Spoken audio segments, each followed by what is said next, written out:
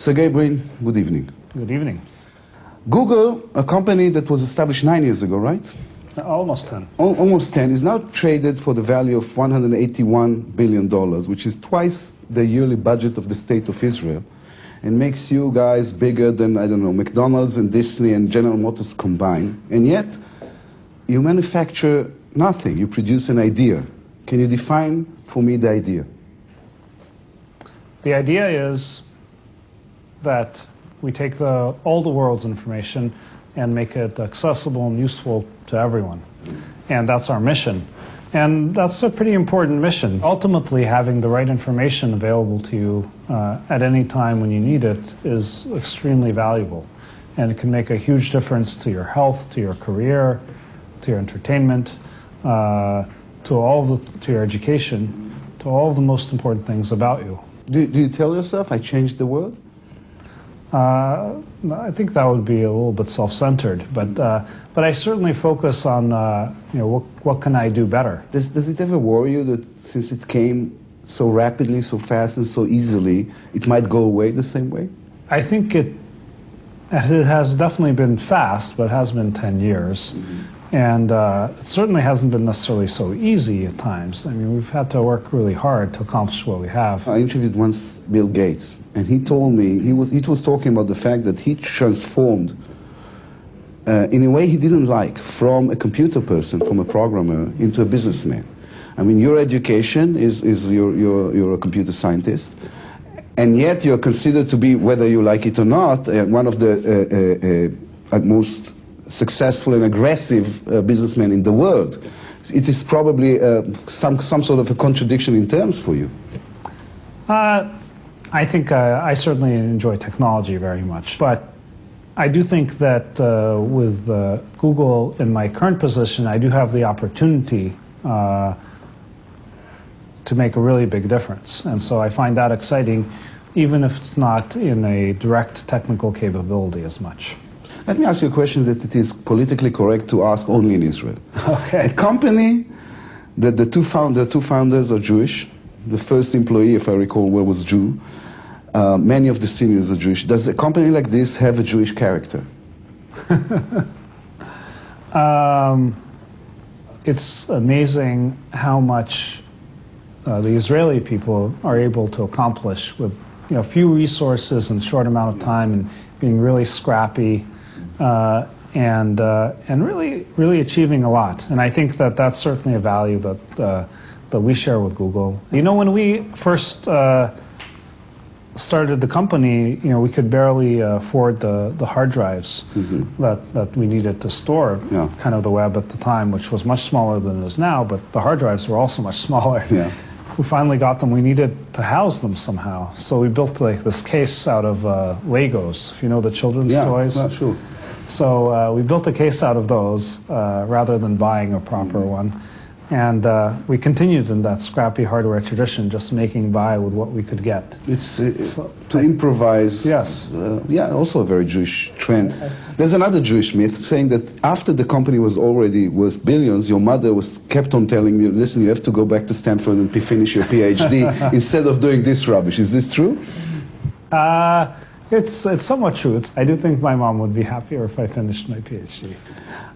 I Googled the word Jew. And the first website that came on was a website called Jew Watch, which is an anti-Semite website of Holocaust deniers.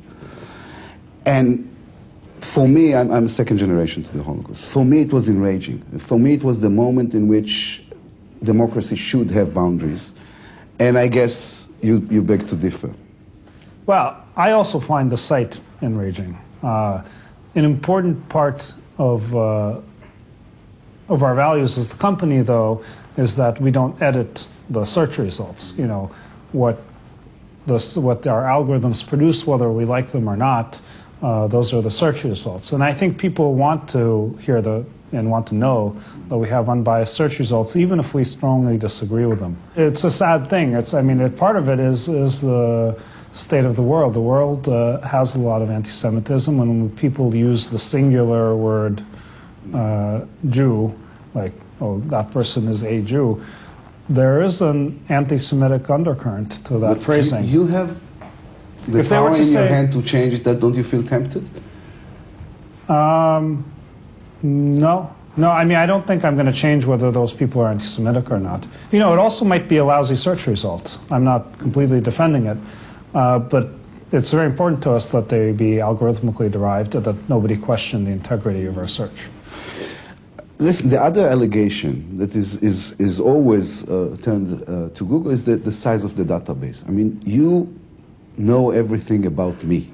I mean, your database conclude whether I like porn or what kind of business I'm interested in, what kind of people I'm looking for. And this is a scary thought. Yeah, I would disagree with that, though. I mean, you're saying we know that you do that, but we don't actually know it was you. I mean, we know that some user might have searched for that particular set of things. Or more specifically, we know that perhaps there was a computer that does things, and we don't know who was at it, and we don't even know if it was always the same person. Somebody else might have come up and done a search, and we don't even know. But you can't you? No. If you will direct yourself to say, Mr. Lapid's computer, check, let's see. We have no idea where Mr. Lapid's computer is. I mean, all we know is that somebody might have done those searches. So the information is there, but it's just a huge database that is totally anonymous, or not? I've never heard of any case of anybody's searches getting exposed by virtue of Google search logs. Yesterday, I downloaded Google Earth, which I loved.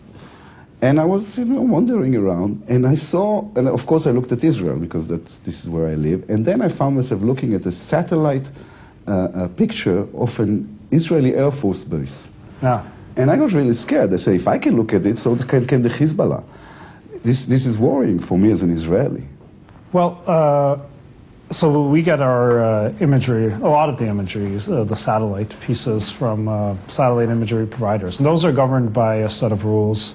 There are limitations on the resolution they're allowed to collect. High-ranking, at least officials at security agencies and whatnot, haven't found the risks to overcome the benefits. In fact, it's not alarming, as I felt. Okay, cool. Then well, I don't know. Is that base doing okay? Yeah, right now nobody bombed it since this morning, as far as I know, yes. You said this morning at the President's Convention, the kinds of improvements of quality of life we've seen in the past 15 years is just a hint of what's to come. What's to come? Tell me.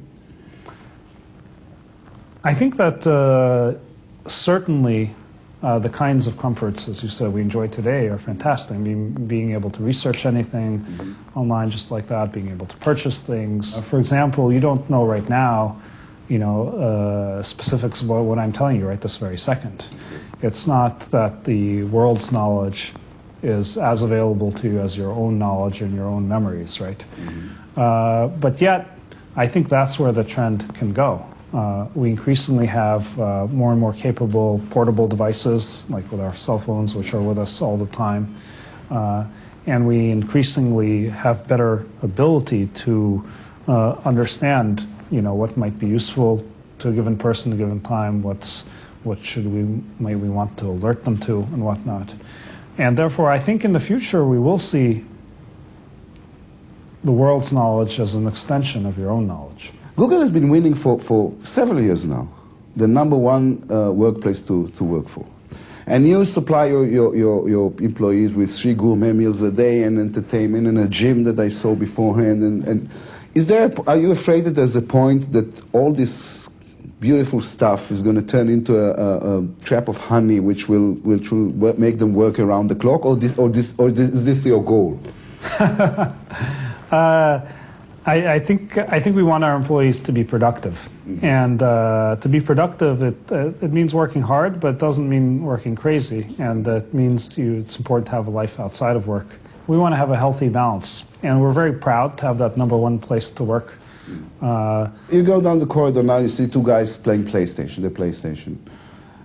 Are you looking at us, don't you ask yourself, what are they doing? How come they're not working? They work for me, I pay their salary. Sometimes I do. Sometimes I'll ask them, what are you doing? Okay. And invariably, they are working on something important, and they have been working hard, and they just take a break to refresh, because if you just have blinders on, you're just sitting in front of the computer for hours and hours and hours, you're not going to be as good an employee. Okay, I have the last question from my mother. Are you a happy person? I said to her, Mom, I'm meeting Sergey Brin today. She's not into technology. I said he's, he's this mogul, but he's 34 years old, and he's got the whole world. And she said, okay, but is he happy? Are you? I'm pretty happy. I can't complain. Yeah.